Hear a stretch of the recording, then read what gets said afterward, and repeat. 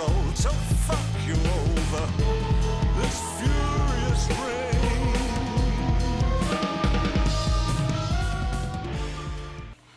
Cheers, everyone.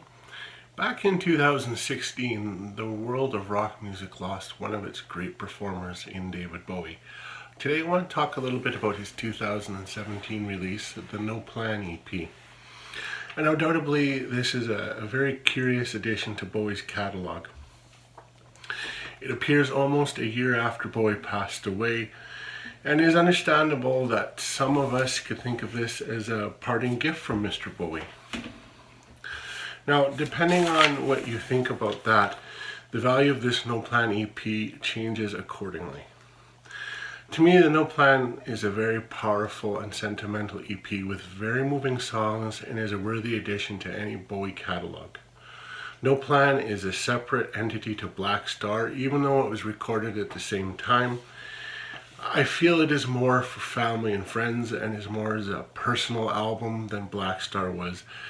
Blackstar to me always seemed to be Bowie's, for lack of better words, grieving that he knew that his death was upon him, and kind of was, and this is just me, I think it was the 7 stages of grieving that whole album encompassed. Now, I could be wrong, but that's what I get from Blackstar anyways. The EP opens with Lazarus, now which we've all heard because it was also on the Blackstar album, as we all know, and I believe it was also the second single from the album. Lazarus really had overtures of his forthcoming death, and but only because we knew Bowie was close to his own demise when he recorded it, I think gives this song a little bit more of a kick in this context and in this running order on this album, even so much more, which I'll touch on later. The opening lyrics, look up here, I'm in heaven. I mean, that will pull heartstrings of any fans or anyone for that matter. The track is both touching and moving. It is clear that when planning the EP out, Bowie knew he would have passed the time of its release.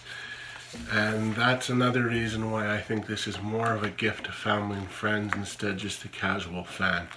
The title track, No Plan, it's very hauntingly and beautiful, and it's definitely a message from the other side if you're thinking about it in the context after he's passed away.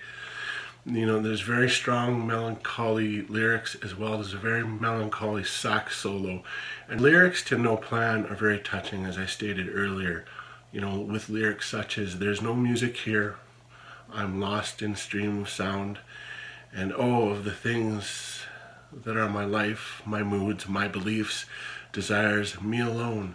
There's nothing to regret. Here's my place without a plan. This to me speaks very much to the spiritual side of Bowie. And this number, as well as some of the other stuff on here, namely When I Met You, is very well structured. Beautifully structured indeed, actually. The last 2 tracks, Killing a Little Time and When I Met You, are more march upbeat and more rock oriented, more classic Bowie, kind of harkening back to, first one that comes to mind is The Next Day, for obvious reasons, because they do sound like stuff that would have fit right in with that album.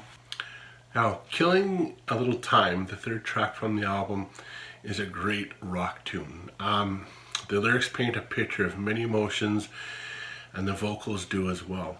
There's a great contrast to the slower tracks on No Plan. I think it structurally and the way they put it in the track listing was much needed. Lazarus and No Plan are very somber tracks, and Killing a Little Time really kicks it up a notch and gives us vintage Bowie. You can almost hear the angst and anger in his voice too. He's singing with a lot of passion in this song. The music is very abrasive and is very appealing on a deep level to me, and the off-centered solo sax in this album that kind of is woven in with the vocal line is, wow, talk about effective. And that's one track that I do not think anybody would ever get sick of, it just because it's so in your face and it's so memorable that it will stick in your brain. It's very clever and superbly placed to make this song an epic song. I can't say enough great things about it. If you had to hear one song off this album, I would definitely say Killing a Little Time is the place to be, or the song to listen to, if you could be there. Now we get into the last track, When I Met You, and this to me is, I'm gonna say, is probably my favorite song on the album, even though I would say Killing a Little Time would give it a run for its money. But this song, it is very, what's the word? Personal. It begins with a steady, heart-like rhythm and develops into a poppy number, very reminiscent of some of his earlier hits. I think Modern Love, Let's Dance, even back to Golden Years and Fame. It's a really lively, poppy, happy number on the music side, but lyrically it's quite beautiful and very heart-wrenching at times too. It opens with the lyrics, "You knew just everything but nothing at all. Now the moon is dark and it feels like a pain again." Lines that point to unspoken love, and a great track at that. Bowie was very good at that. He could come up with meanings of things without actually saying it vocally. I think you understand what I'm saying. It is a very moving love song without ever using that word love once at all. And it really conveys a message of life-changing affection clearly. I think of, losing a spouse or losing, your best friend, that this song would be very, very important to you, and I think would even offer you some solace and some relief. Does that make sense? While Blackstar, like I said again, really could be perceived as a gift to the fans, this album is definitely a gift to fans, and I believe this song, to me, is about a man, his wife, and their time together, and I would say is a touching tribute to her.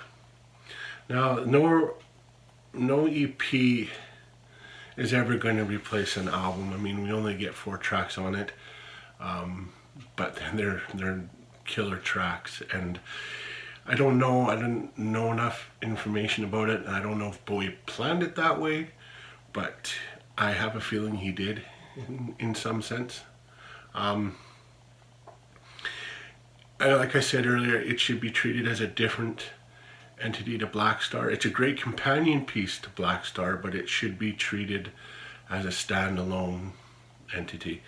And it's an enjoyable listen for everybody. With this choice of song order adding a lot of depth to it, this otherwise is not a collection of leftovers. This is not just something for the super fans, as is often the case when musicians open up their vaults, but it should be much more appreciated, like I said, as a standalone EP, and it makes a brilliant supplement to 2016's Blackstar. Alright, here's the cover for No Plan. There, of course, is the back. And it is, because there's only 4 songs in it, it's only a one-sided EP. I'll pull that out really quickly here, just to show you. And the neat thing is there is a kind of a sketching on the back, but oh yeah, it doesn't show up too bad. Better than I thought it was going to. But anyways, you let me know what you guys think on the bottom about this EP and Blackstar too, and in fact any of Bowie's material. And I'd love to chat with you guys. Thanks again. Take care.